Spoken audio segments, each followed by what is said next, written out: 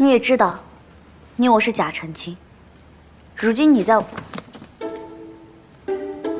你干什么？我们虽然是假成亲，但现在整个三界关注着我们的一举一动，总不能让人发现破绽。先是凤哥来给殿下和神君送合卺酒。凤族仙使，进来吧。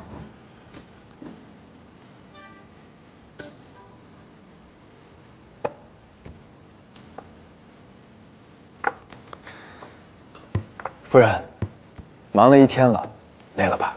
来，坐一会儿。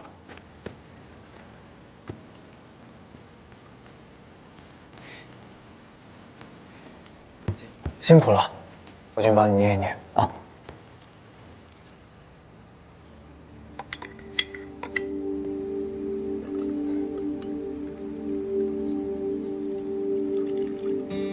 今天我们也早点休息。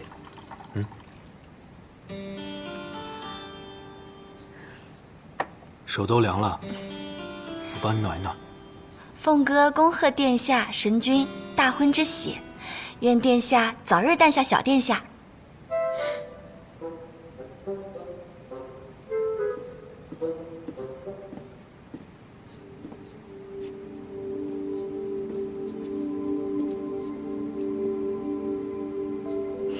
别动。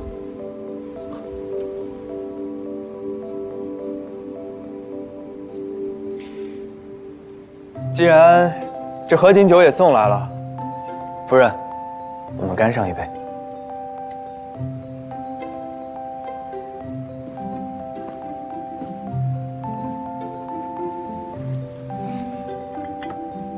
来，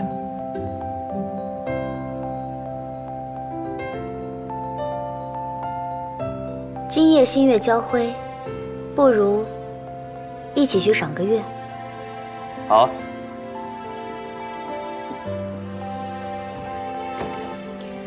看哥走了，这戏也不必再演了，你可以回去了。可敌人在暗，我们在明，未免节外生枝，我们还是小心为妙。这碗合卺酒，那不如这样，今日你睡榻，我睡床。明日我会找人看着凤哥。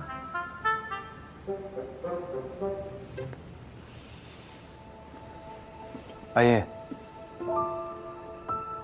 我们在人间也曾成过一次婚，当时时间仓促，没来得及准备这些，婚房也很简陋。不过你当时眼里的光，比这9重天的星河都要耀眼。之前都是我的错，错过了阿英，好在现在有了让我弥补的机会。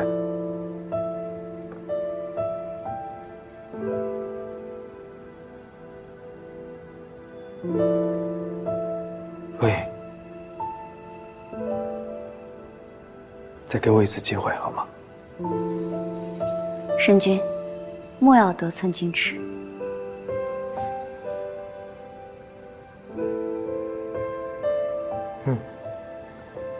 这酒精是梨花酿，好喝，真的不来一口？本来就是假的，喝不喝哪有那么重要？当然重要，拜了堂，喝了酒，才算礼成，说不定天罚就不会降下了。没有婚书，本就是欺骗。神君当真觉得神界好糊弄吗？的确，神界天罚定会降下。不过我本就是混沌之神，天罚于我而言，就像本源入体，无碍。这天罚由我来承受，再合适不过。这计划最开始本就与你无关，当真是有天罚降下，我与你一同承受。凤云已经去清查未赴婚礼者的名单，浮尘已经去追踪子月。我们虽是假夫妻，但婚礼是真的。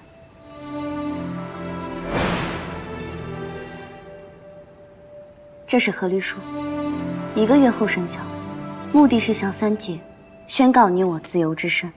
届时，你需立刻搬离梧桐岛。但也就意味着，至少在这1个月内，我可以光明正大待在梧桐岛做我的赘婿，对吗？夫人。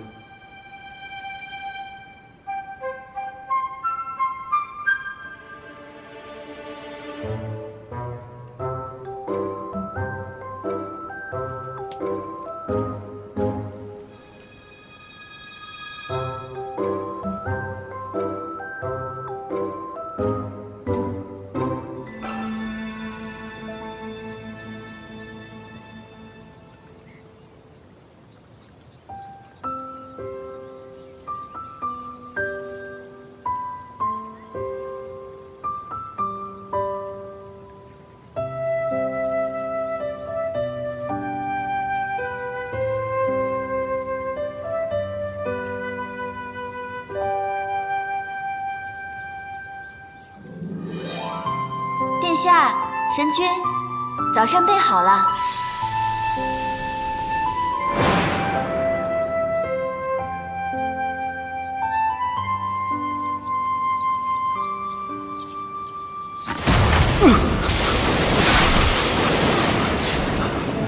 主人，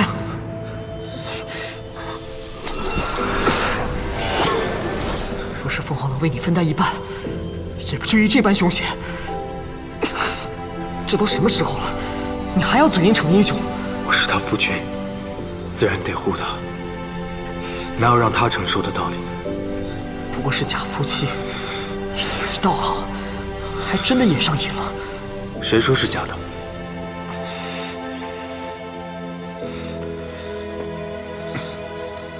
只是不知道这副身躯还能扛住几次雷劫。大清早的闷声不吭跑哪儿去了？不会是独自去领天罚了吧？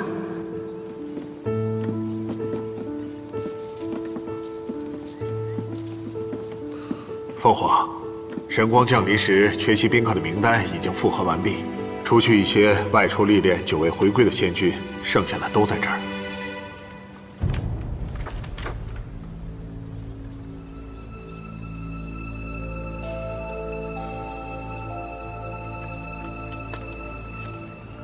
这5人就有杀害凤鸣的可能，将这5人逐个调查。不必，神君，我来助夫人一臂之力。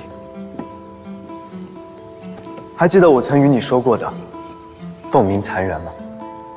可是修复好了。正想与夫人一同探个究竟。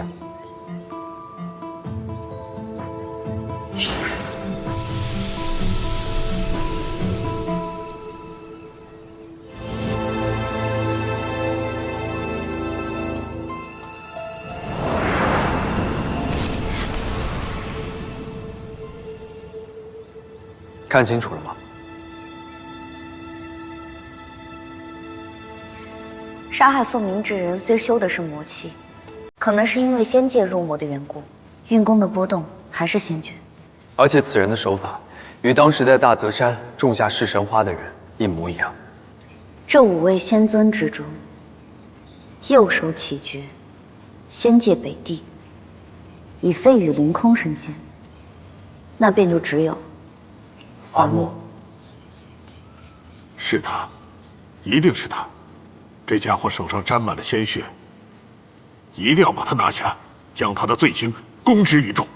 华墨是肯定逃不掉的，不过现在我们还不知道华墨背后是否有其他修魔的先祖。我们先按兵不动，等待一切查清楚之后，再用雷霆手段将他们一网打尽。福神那边可有消息？浮尘已追踪完大部分洞府，这是目前已经返回的结果。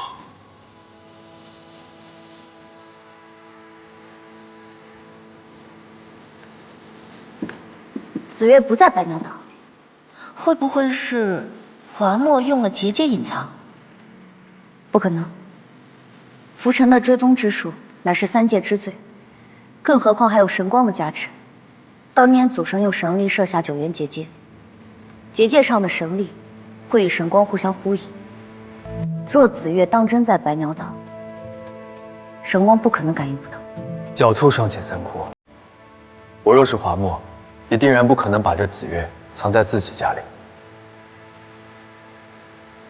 宁云山结界时，当初被青灵给拿走，华墨既是与他勾结之人，结界时定应该在他之手。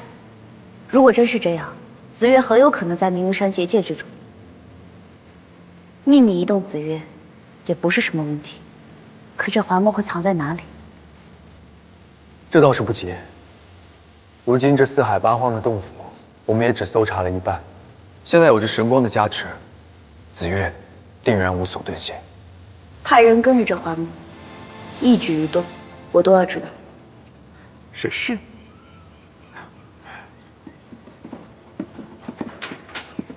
夫人，先吃点吧。天罚还未曾降下，还望神君莫要像今日这般一声不吭的消失，被人看出了端倪。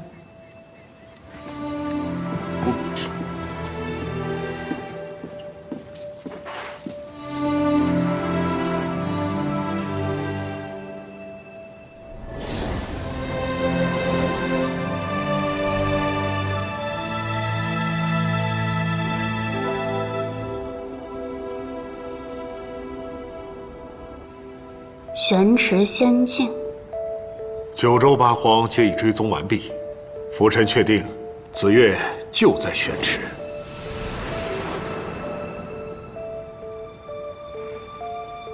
这华墨倒是狡猾得很。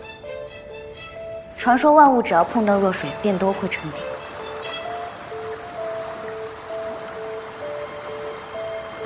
如果没有相克的法宝，弱水云头还真是不好进。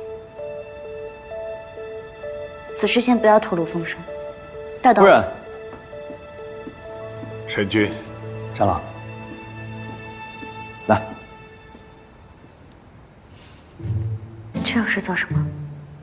自然是为你准备的点心啊。我既然入赘了梧桐岛，就要有一些赘婿的样子，照顾好你的饮食起居嘛。神君有心了，老臣告退。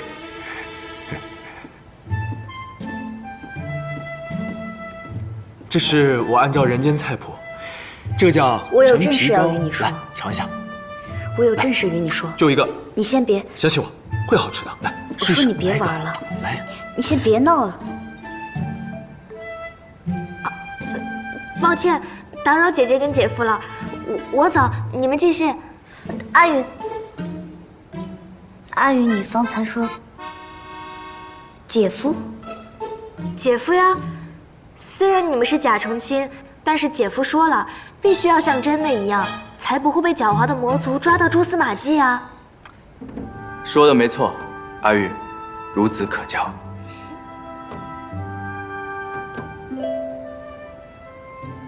阿宇今日来找姐姐，可是有什么事情？自从姐姐跟姐夫在一起后，你们都没有时间陪我玩了，我实在是太无聊了。可是，如果你们能给我生个小外甥，那就天天都有人陪我了。我来就是想说这个的。我说完了，不打扰你们了，我先走了。阿宇，阿宇，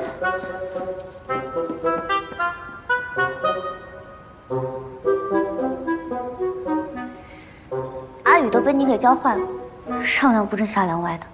我可没教他这些啊，这是阿宇自己的意愿，我们应该尊重才是。我当真是有正事要与你说的。紫月找到了，玄池仙境，弱水源头。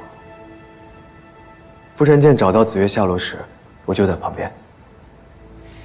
你现在应该是在想如何渡过那弱水，对吗？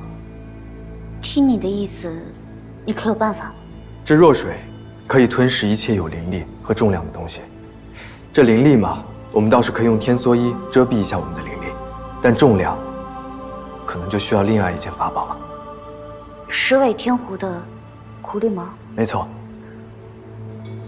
阿九的十尾乃是灵力所化，本就是天地至轻之灵物，也可以保护大多有重量的东西。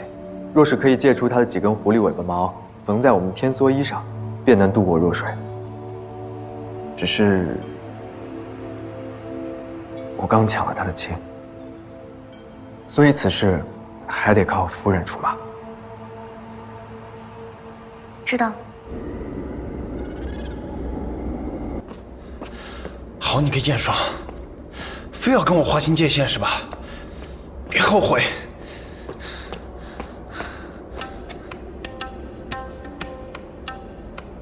袁启，抢婚的事没找你算账，自己送上门是吧？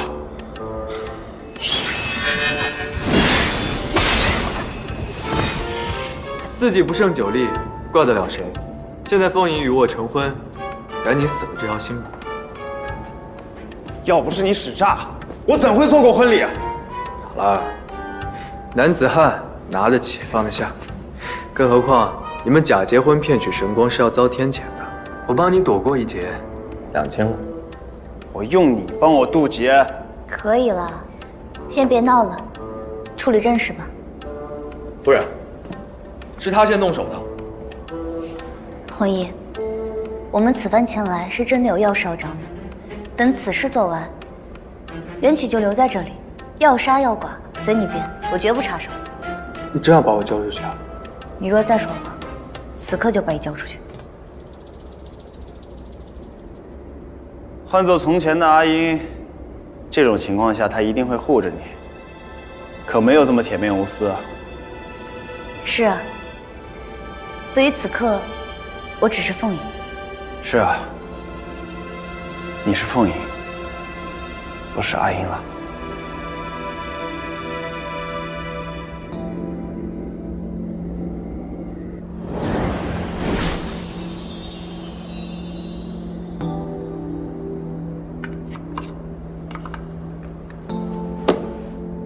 原来背后是华墨这个老东西在搞鬼。等我找到他，一定把他抽筋拔骨，解我心头之恨。所以啊，这不是来借你几根胡毛，打算反将他一军吗？你看看，就那么几根儿，还想要解你心头之恨啊？哎，你干嘛？别动手啊！再来几根，这些一半就够了。赶紧的！哎，你干嘛？给我几根，别动手！听见没有？哎，你给不给你？可以了，坐下。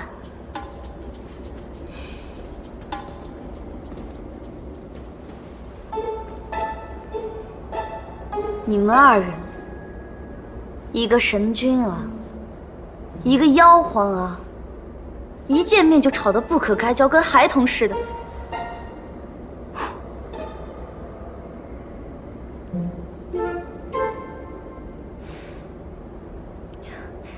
对了，弘毅，我刚才听守卫说，你去找燕爽了。所以你们别提了，一想到他我就来气。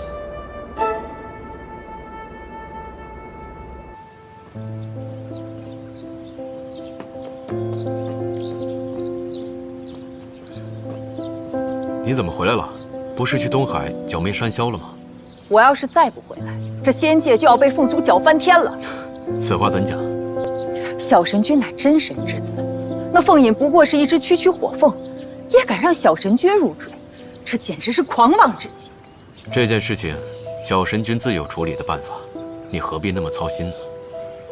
小神君是我一手带大的，我怎么能眼睁睁看着他吃亏犯傻？不行，我这就去梧桐岛，替小神君好好管教管教那个凤隐。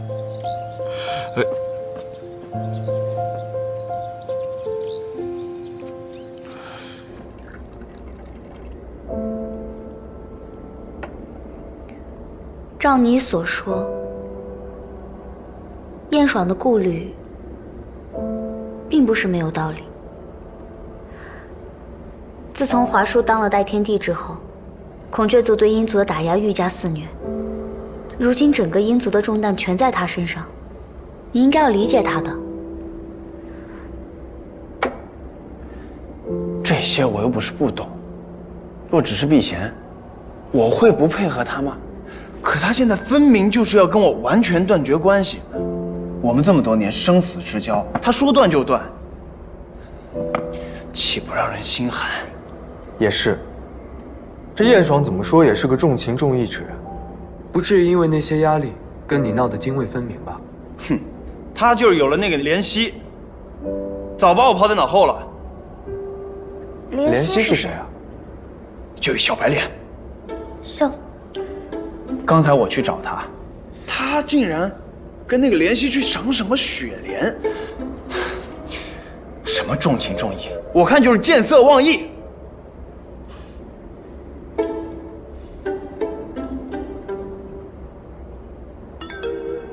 所以，你其实是在担心，你担心他有了怜惜之后，心里最重要的那个人不再是你了，对吗？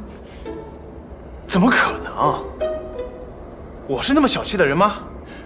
他爱跟谁交往跟谁交往，跟我没有关系，只是他作为我妖皇的朋友，被一小白脸用一破花骗了去，说出去我都嫌丢人。并且，这个怜惜已经被我拆穿了，他就是对燕爽居心叵测。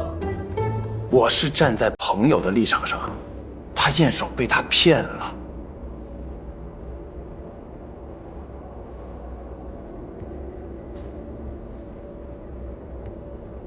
明白，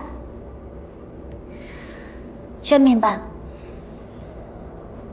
不如这样吧，我去找燕爽聊聊，解开你们之间的误会。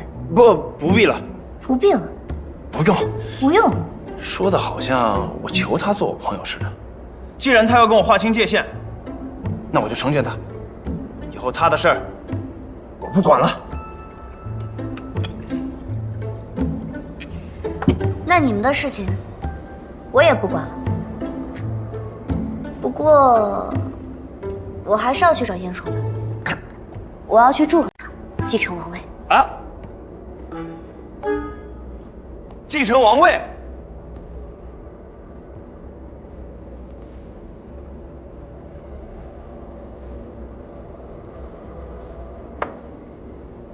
既然夫人已经走了，那我就先行告辞。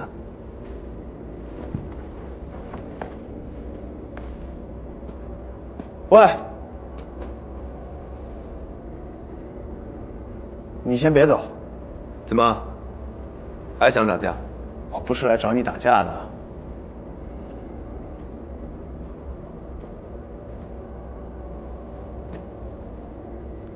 我有话跟你说。其实，自打凤影涅槃回来，我也想明白了。不管是阿英还是凤影，喜欢的从来都不是我。况且，如今的凤影，也不是我所认识的阿英了。我对阿英的执念，在得知她仙缘归来后，不觉也已放下了。你真那么想？对我来说，凤影就是凤影，我不可能再将她当做阿英。原本婚事，也是为了引神光降下而做的戏码，结果还被你给抢亲了。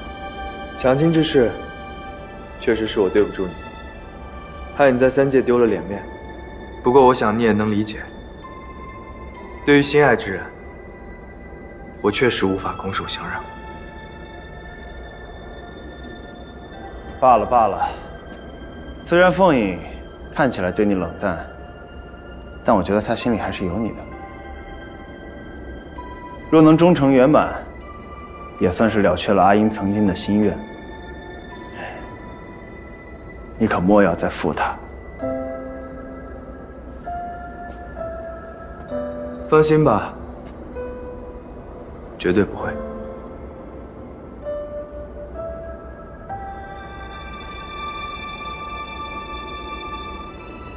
啊，多嘴一句，你对于燕爽的情谊，真的只是朋友吗？那不然，我除了跟他是朋友，还是兄弟。但现在，那既然是兄弟，他与别的男仙君交好，你那么生气做什么？倘若换作是我，与那怜惜交好，你会如此激动吗？这千年以来，你习惯了与他以朋友相称，但其实你的心一直都在提醒你，作为兄弟，劝你一句，很多时候，很多事情，不要用自己的脑子想。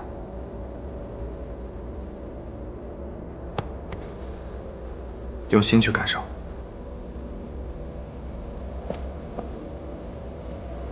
走了，还用心去感受。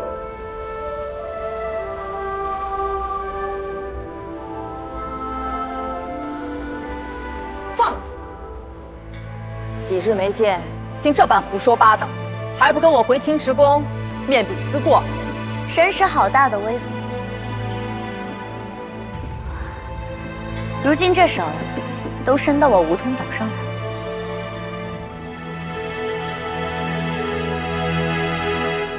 阿宇归属我青池宫，我作为长宫调教他有什么不对？我认了阿宇做我妹妹，在这梧桐岛，她也算是有名有分。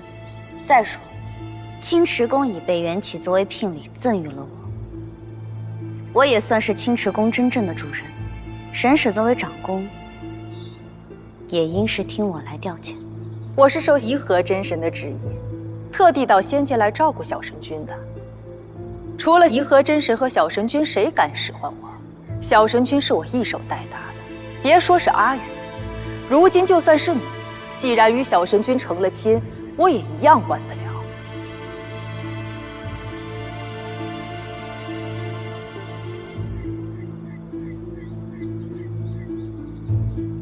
那神使想要如何管呢？是想像曾经对阿英那般，将他丢进无尽崖的飓风中自生自灭，又或是再抽一次你家神君的情丝呢？你怎么会知道这些事情？都曾经历过，又怎会不知道你的手段？都曾经历过，你难道？水灵兽是生命短，但文不低贱。不可能，绝不可能。当初我仙渊四散，一分仙渊落入水灵兽的体内，是以沉积的水灵兽得以苏醒。你竟是阿烟！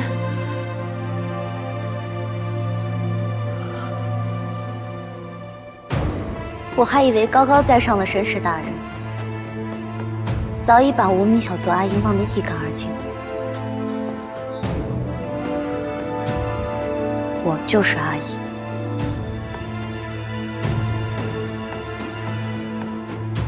红绸来找凤隐的茶。是啊，陛下，这红绸在三界可是出了名的不好惹，我就怕小殿下受了委屈啊。以我对凤隐的了解，这3界之内能让他吃瘪的，除了缘起，没有别人。哎呀，陛下，话是这么说，那小殿下真要是受了委屈，您不也心疼吗？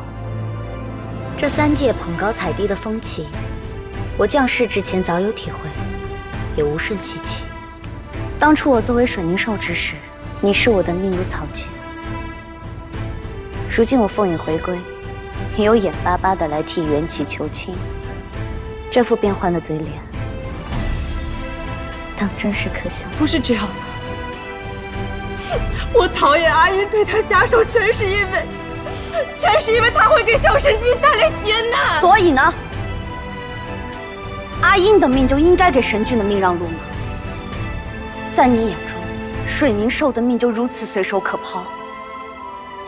东华神君和师兄们费尽全力，两人都想保住，而你呢，自诩高贵，目空一切。你凭什么对阿姨的命进行审判？你凭什么判定谁生谁死？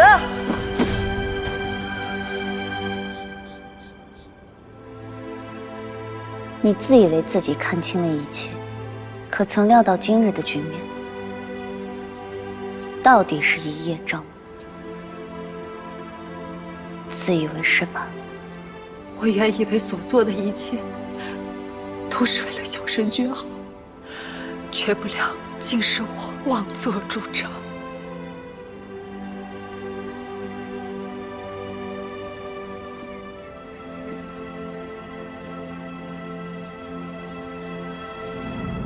正好，天帝陛下也在。凤吟想问天帝陛下，青池宫神使蓄意谋害历劫火凤，该当如何处置？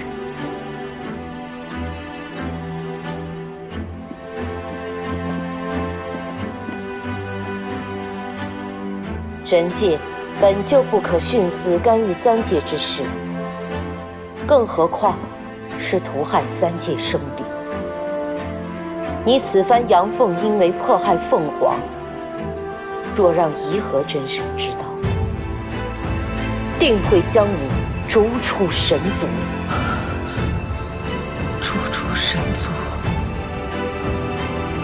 你该庆幸，凤吟此番有惊无险。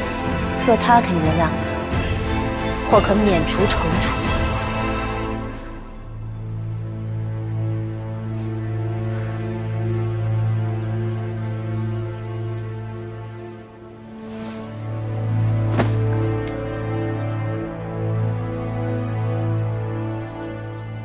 红绸一生只跪拜过颐和神君、元气神君，自认为无愧于神界，却终究不过是自以为是、断切狭隘。红绸不怕被逐出神族，因为红绸一生都是以小神君的福祉为重。但红绸今日方知大错特错，再次向凤凰一拜，不妄求凤凰原谅，我愿付出一切代价，任凭凤凰惩处。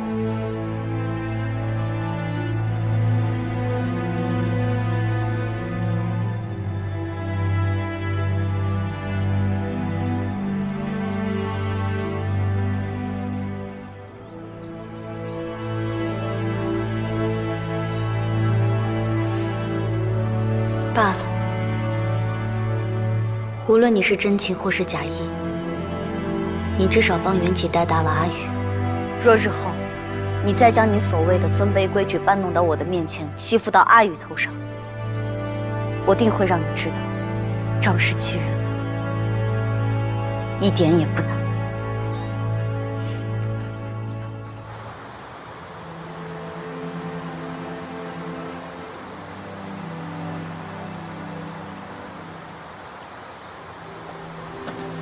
小神君，我原本以为你是关心则乱，才会对阿英有成见，但我没想到你是真的想对阿英下手。我一时糊涂，犯下大错，令小神君失望了。我对不住凤凰，也愧对颐和真神和神君对我的信任。唐的事情我尚能宽恕一二，但你对阿英出手，绝无原谅的可能。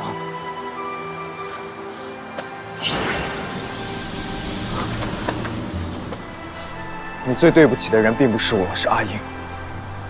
长雀，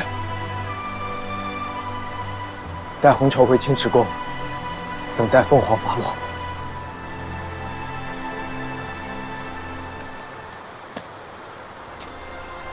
若凤凰到最后都不肯原谅你，自去神界，销毁神职。小神君，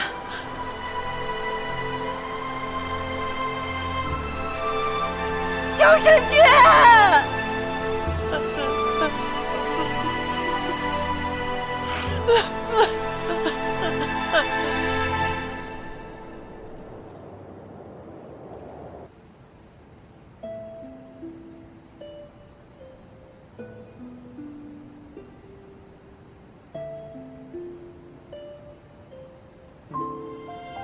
对不起啊，我不知道阿英还受过这些委屈。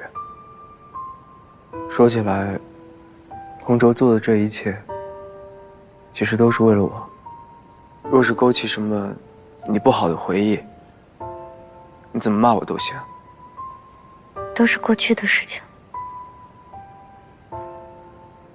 不必再说。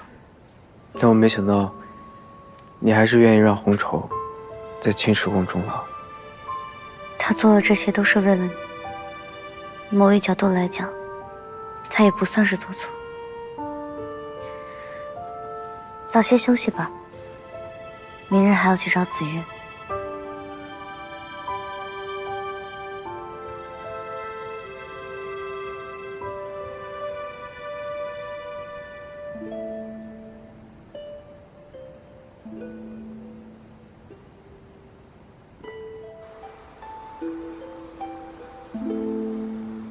他俩平时有什么不寻常的地方？他们私下相处时和普通的小夫妻并无差别，都是一样的恩爱。神君很宠凤凰殿下，就连红绸长公冲撞了凤凰殿下，都被他遣回青池宫，终身禁足了。袁启一向对红绸很敬重，仅仅是因为冲撞了凤野，就出手重罚，这倒是有些奇怪。你做得很好，继续跟我盯紧了。这赏金少不了你的。谢仙尊。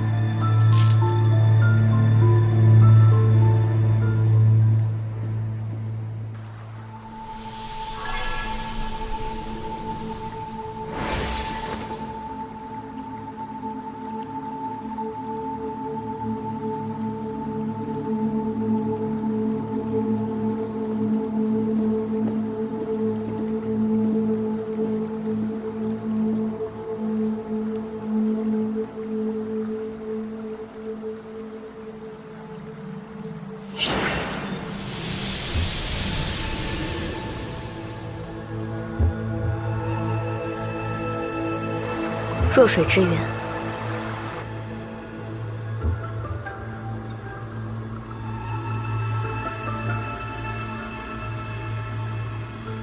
这弱水本就难渡，没想到此处还有如此浓郁的水雾，一般仙妖根本到达不了源头，怪不得千年以来都没有人能发现魔族的痕迹。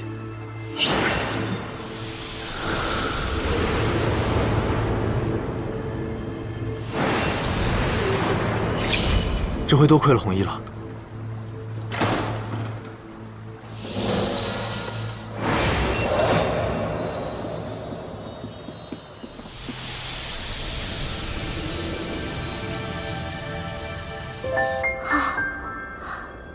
这就是九渊煞域。哎，别乱跑！只要我们有接触，天梭衣就能保护我们的安全。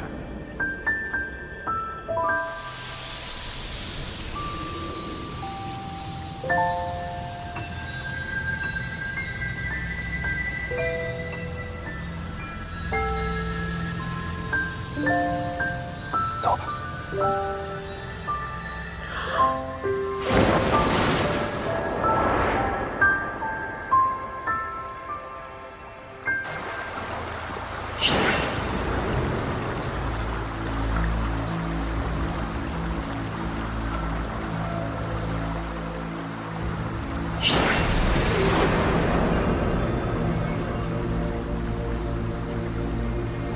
小西仙，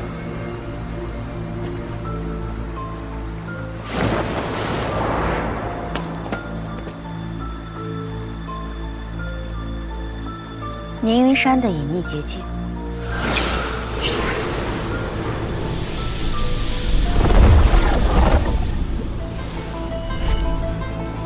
紫月，果然在这儿。宁云山的隐匿结界运用至此，魔神明启当真是好算计。这千年来，我搜遍三界，从极西的大雾山到极南的丽渊海，甚至是北海诸岛，无一不探查过，却从未发现任何紫月的气息。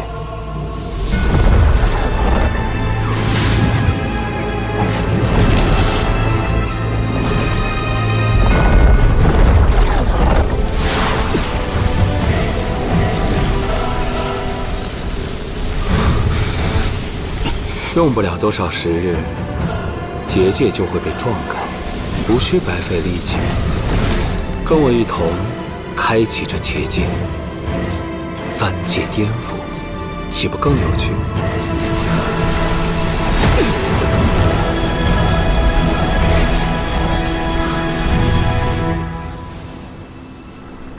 你可有感受到一股灵力的波动？感受到了。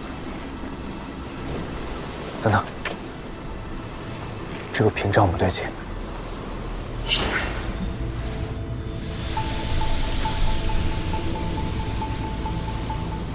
这屏障不能破。他们已将这屏障与九渊结界连接在一起，若我们强行打开屏障，很有可能会冲击九渊煞域的结界。看来魔族是想要用此法撞开九渊结界。刚才那股奇怪的灵力波动，应该就是某种力量在冲撞结界。难道除了此处之外还有别的通道？此弱水源头，难有仙药能来。看来华墨试图想用另外一个通道撞击结界。当务之急，我们要赶紧找到另外一个通道，将它堵截，要不然可就危险了。先走。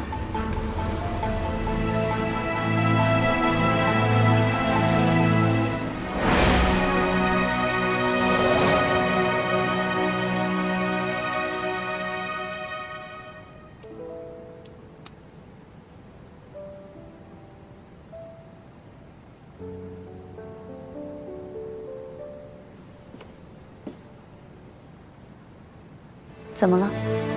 原来华墨1000年前就与魔勾结，那1000年前那些事儿，一定与他脱不了干系。蓝风、大泽山，包括你所承受的一切，我恨不得现在就把他碾成齑粉。我们已经找到资源了，只要将九渊煞域收回，控制住与魔族、华木的账，很快就能算清了。我想了一个法子，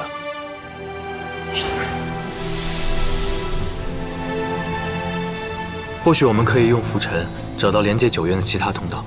这是弱水源头那儿屏障结界上的灵力，你是想像神光共振、感应紫月那般，用梧桐叶收集到的灵力，去感应另一个通道？没错，不过如今华墨与魔勾结已成事实，但我们还不知道董雀族内乃至整个仙界是否还有他的追随者。在找到其他通道之前，我们不可打草惊蛇。如今我最担心的是华叔，他来参加婚礼了，应当还未入魔。望他不要太糊涂。凤哥和华墨果然有私。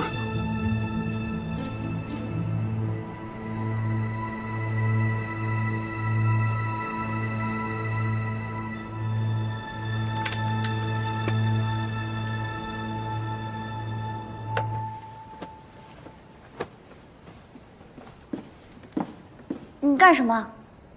我们要一起睡啊。为何？啊，你别多心啊，我也是为了顾全大局考虑。你想，我们现在既然觉得凤哥有问题，我们就要做事更谨慎。万一被他发现我们分床睡，之前的戏不都白演了？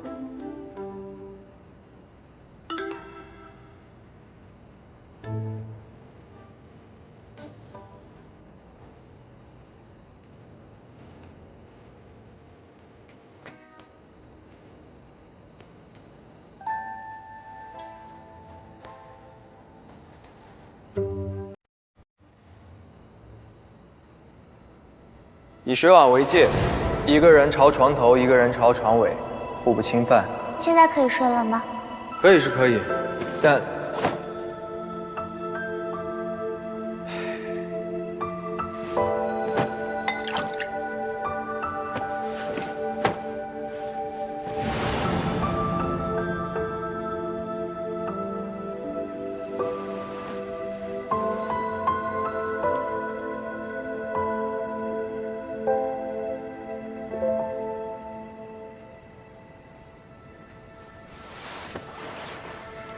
你背上为何会有伤？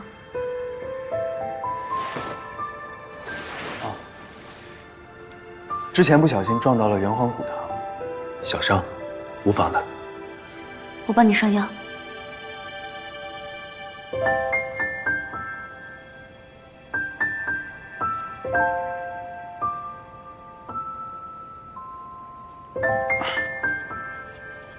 疼吗？没有。我轻一点。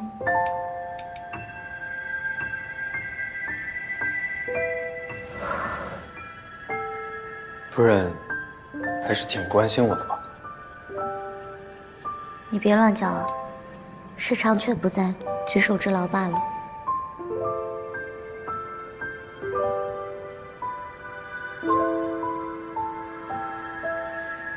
药膏为何会没有？当真是被刺伤吗？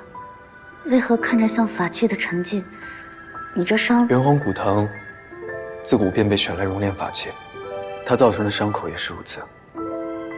可夫人手真巧，伤不疼了，早点休息吧。红绸说，1000年前喜欢的是凤凰，1000年后喜欢的还是凤凰，简直一派胡言。1000年前袁启喜欢的难道不是水凝兽阿音吗？谁？竟敢在这偷听！我才没有偷听，我只是躲在这里静一静。是你们德行不好，背后说红绸姑姑坏话。一介卑微小兽，仗着神君偏袒，无法无天，竟敢冲撞本殿下！我现在就带你去青龙台，好好教教你尊卑有伦的道理。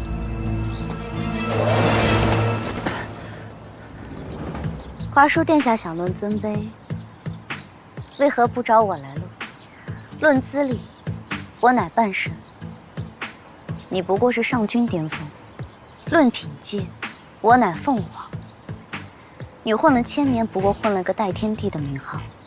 论地盘，青池宫是神君居处，可如今神君是我的，这青池宫也是我的。你是有何胆子在此处撒野？还不向本皇谢罪？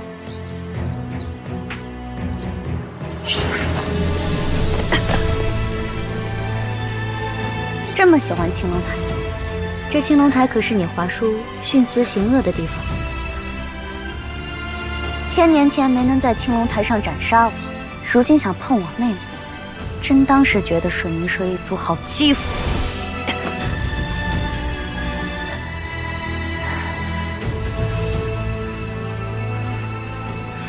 原来真的是你，水凝兽阿音！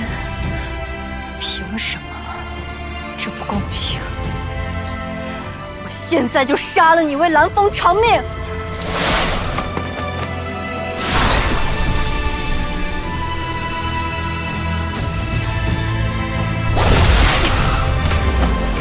此前看在蓝风的面子上，我对你百般容忍，但此刻我不再是善心泛滥的阿音，便不会容忍你胡作非为。华叔，不怕念起，只怕绝齿。若你再多般阻挠我与元气查案，我绝不会手软。不过我提醒你，到那个时候，你失去的就不只是天帝的位置。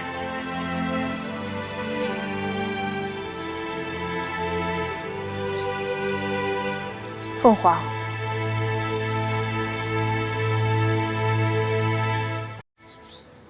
红绸向殿下谢罪。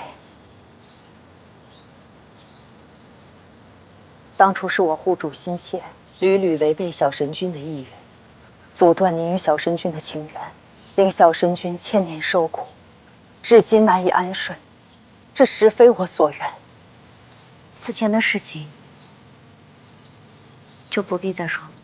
不，有些事殿下应该知道。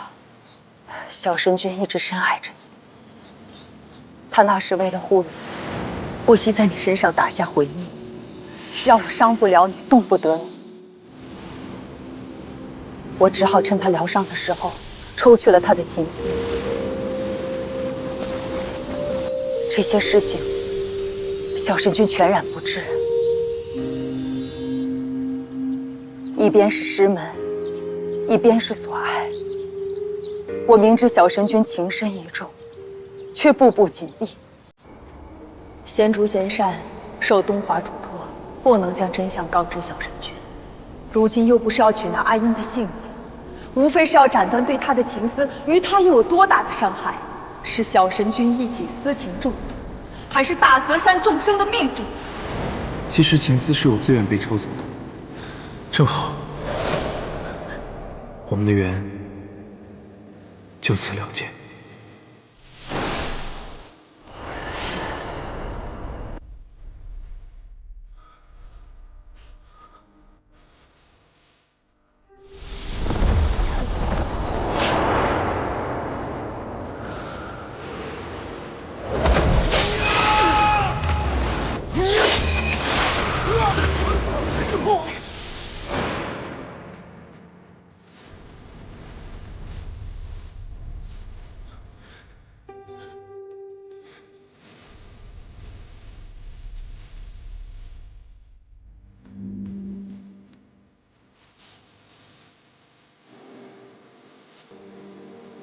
小圣君深爱着陛下，却又不敢牵连大泽山，只好捏断了情丝，避开了你。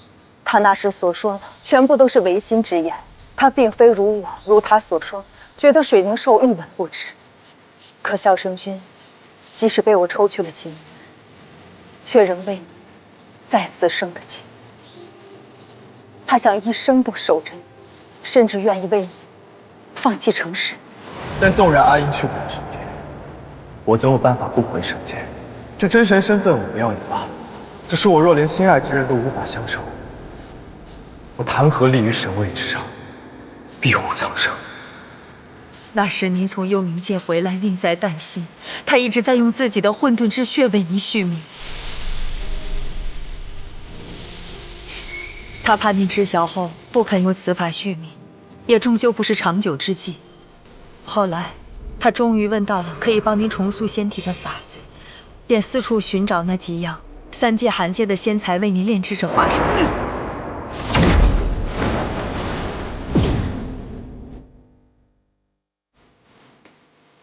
又从华叔那求来了灵雨雀冠，所以小神君对华叔多有亏欠，才会给他玉印，尽力应他所求。他甚至还寄上了自己一半的神力。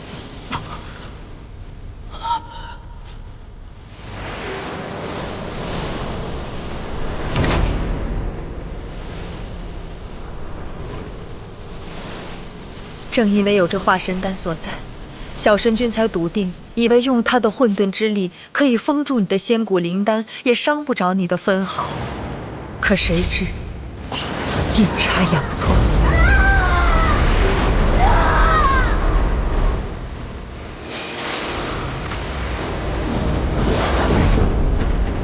天神剑，救我！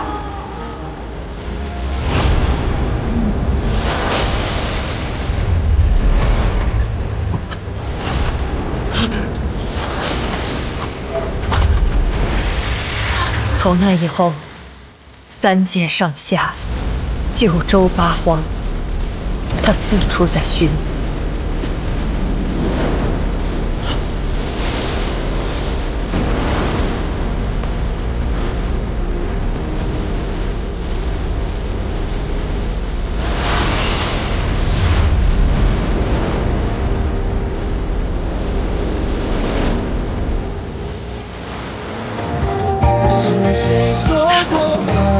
永不相见。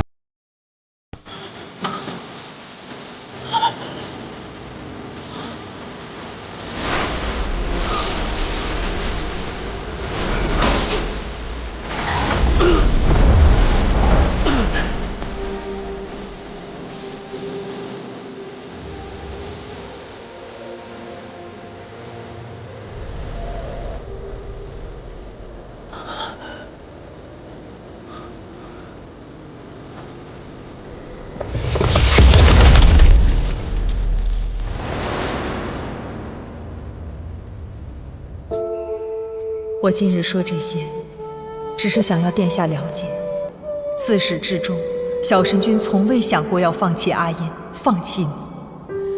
即便是大泽山遇难，他也一心想顾全你。他做了这么多，我却什么都不知道。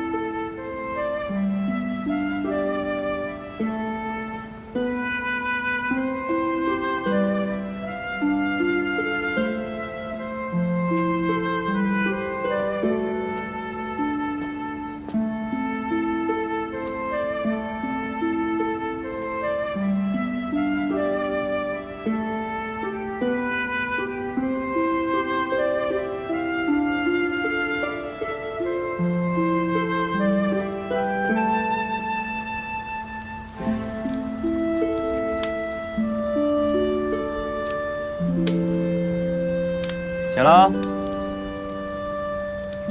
我刚从河里抓了几条小鱼，烤着呢，一会儿吃啊。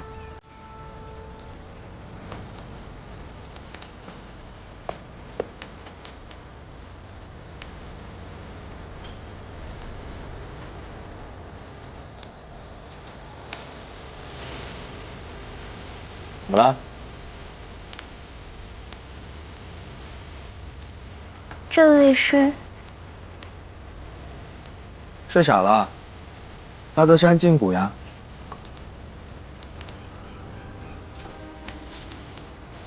刚找到小火凤的仙缘回来，你一回来就睡了一大觉，这都想不起来，看来真是累了。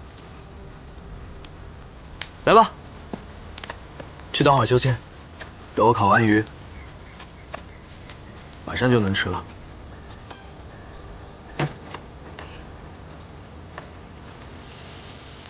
玩吧。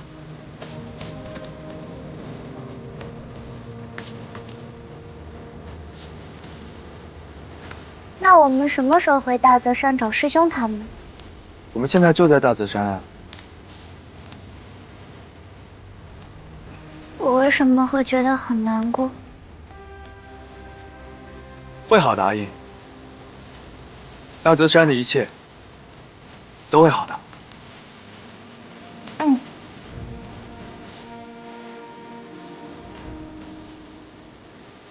桂花糕，好吃吗？我还没吃呢。你尝尝。啊。好吃。怎么样？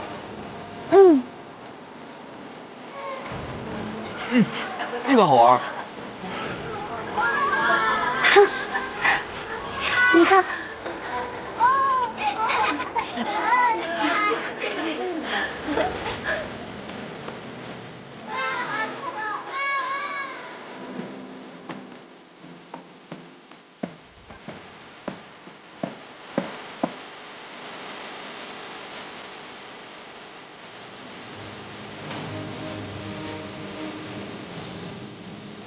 阿印，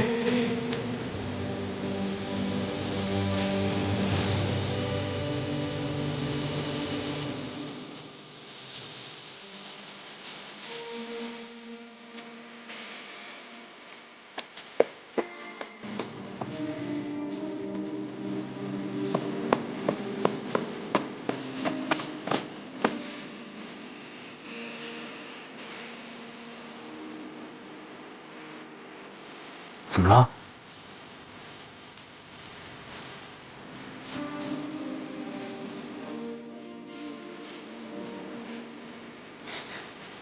你上哪儿去了？我还以为我找不见你了。我去给你买点心了。大后生啊，你可得看好你这小媳妇儿。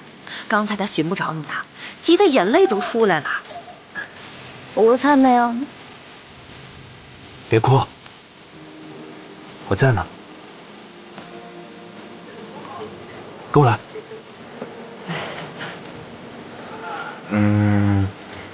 这两个吧，我要了。哎，好嘞，好嘞。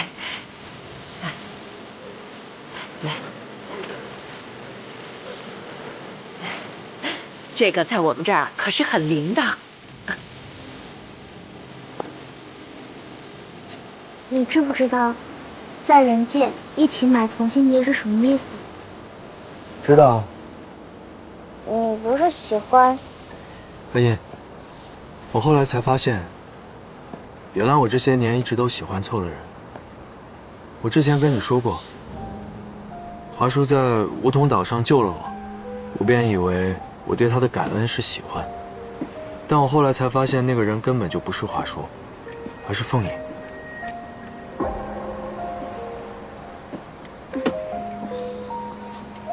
那跟我有什么关系？你还没听我说完呢。我后来才发现，我不仅是弄错了人，我还弄错了我的感情。我对凤影的感情叫感恩，至于喜欢，阿燕，这些年陪在我身边的人是你，陪我出生入死的人也是你，才是那个对我来说更重要的人。是我真正真正喜欢的人。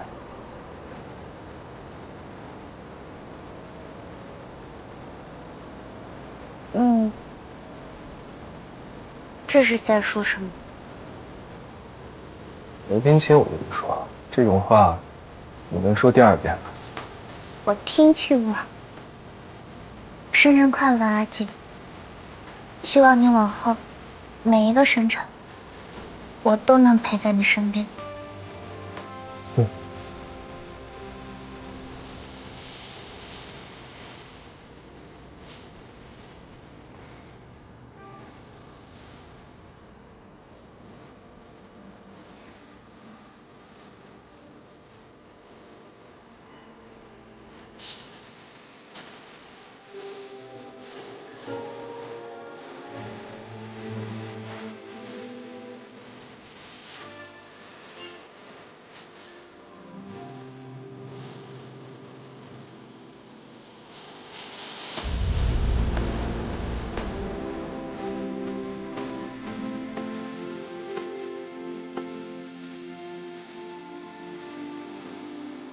醒了？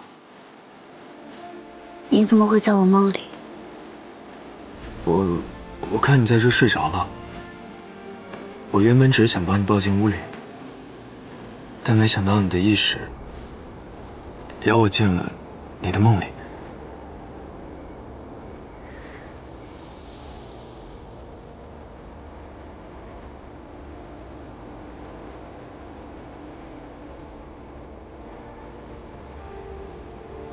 怎么了？生气了？对不起啊，我下次。我没生气，没事。你方才说你没有生气。红手把所有的事情都告诉我，青丝的事情，大泽山的事情，你为我炼化神丹所做的一切，你都知道了。之前的事情一笔勾销吧。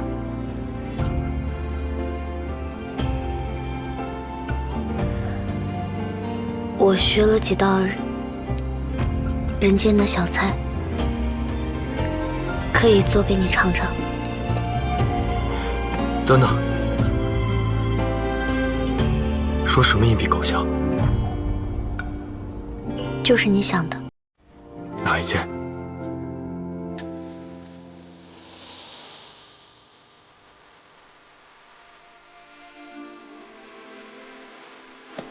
只想和你就来。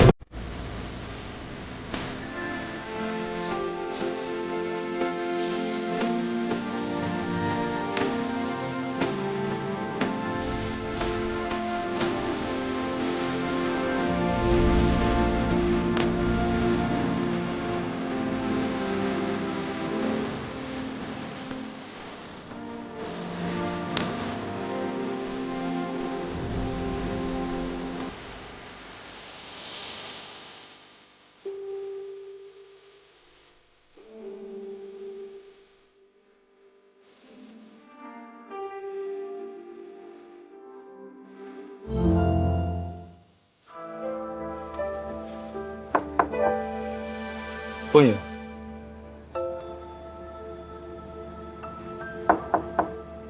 风影，不是说我目视更衣之时，你先暂避一下吗？如此大的梧桐岛，找不到一时暂避之处。哦，你不是说你做了几道人间小菜，想跟我共饮吗？我特地来接你的。我早已备好了，你先去吧，我随后就来。好，那我在那边等你。你不着急啊，你慢慢打扮。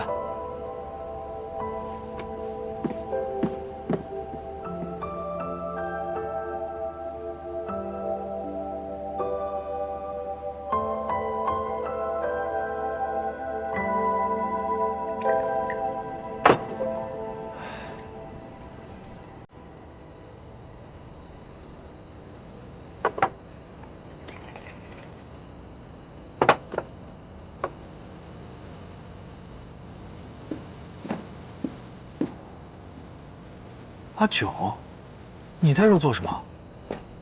哎，这是凤影为我准备的梨花酿。凤影请我来吃饭，怎么，酒不能喝啊？他还请你了？元启，坐，陪我喝酒。你怎么了？如今燕爽和莲溪已经定亲了。定亲了？咱们算是同病相怜，要不喝个痛快？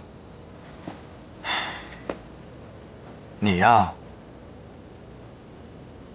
你就是明白自己的心意太晚了。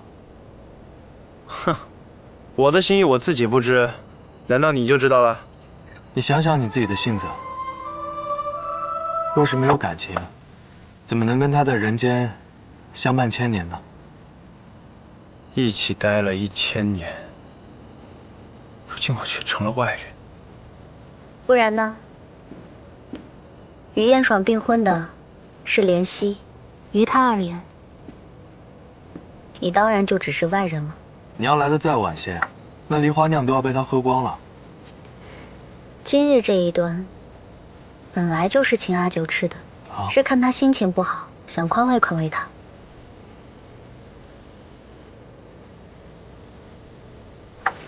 阿九，燕爽已经等了你1000年了，如今他不想等了，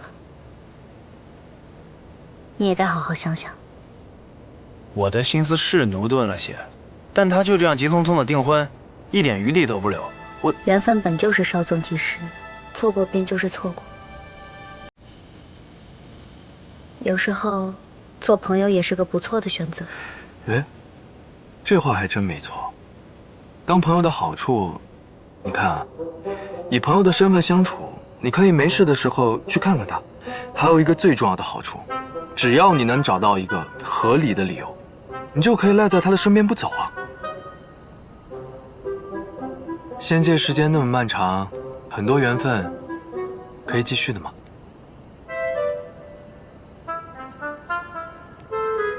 你还真是好的不教，这些赖皮的本事倒是倾囊相授啊。我这不是看阿九撞了南墙，想让他开心一点吗？来。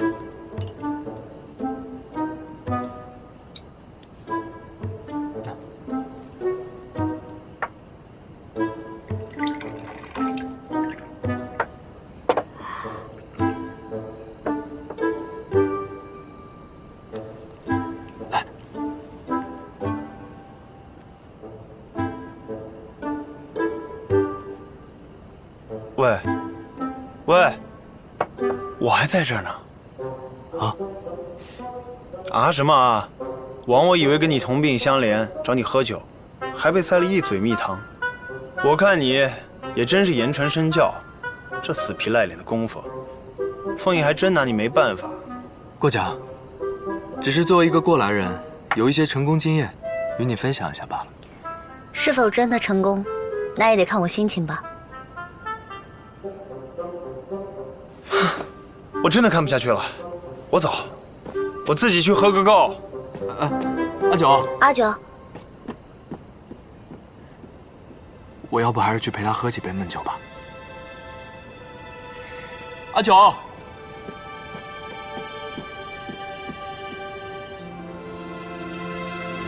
元启。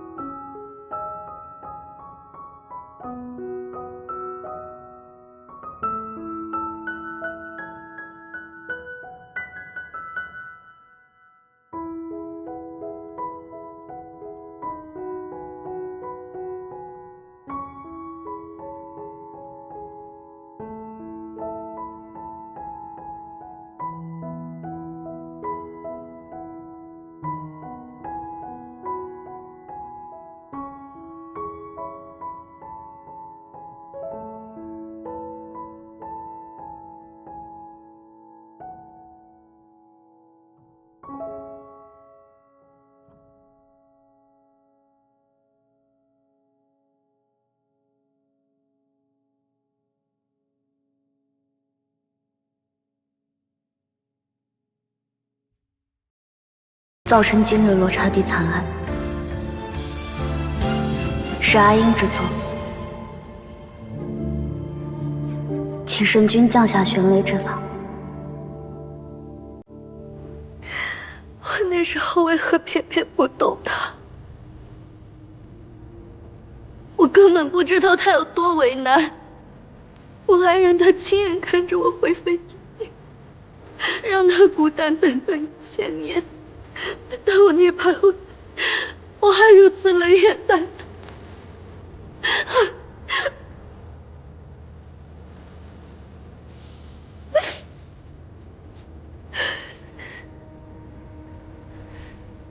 9分神元救了大泽山，可还有1分，为何会这样？主人寻你千年，最后寻到你。你仅剩的那1分仙元已经快要散了，所以主人他才用他最后1分神元训练永生技。求你放弃吧！神力救不了他，我便用我的神元救他。不行，主人，这是你最后1分神元，你若击出，将性命难系啊！主人，主人，阿英是被我害死的。若是我没有办法让他活着回来，我有什么脸面苟活在这个世界上？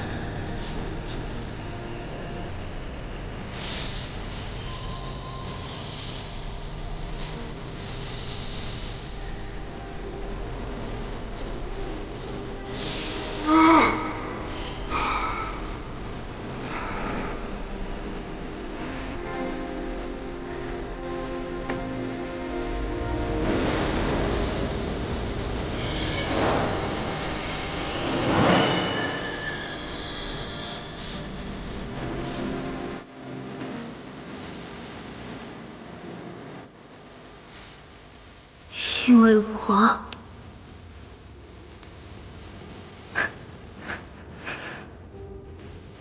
凤仪，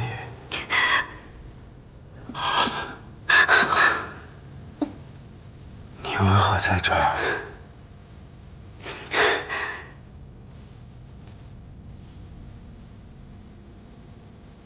你怎么了？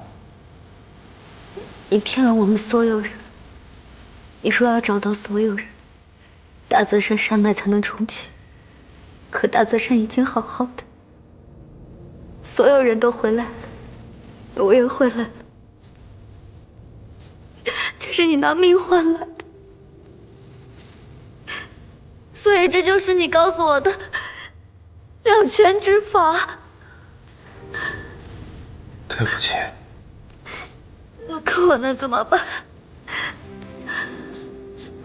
我只能眼睁睁地看着你离开，束手无策。不是的，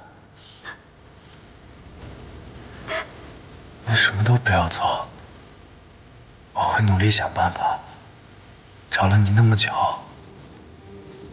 好不容易把你找回来，好不容易把大泽山的大家找回来，我会想办法好好活下去的。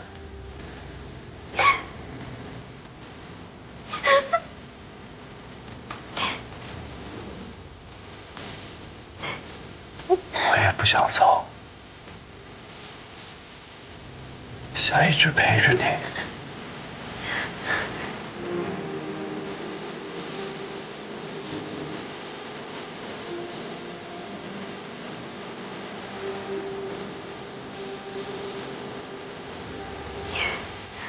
我会救你，我会去找办法。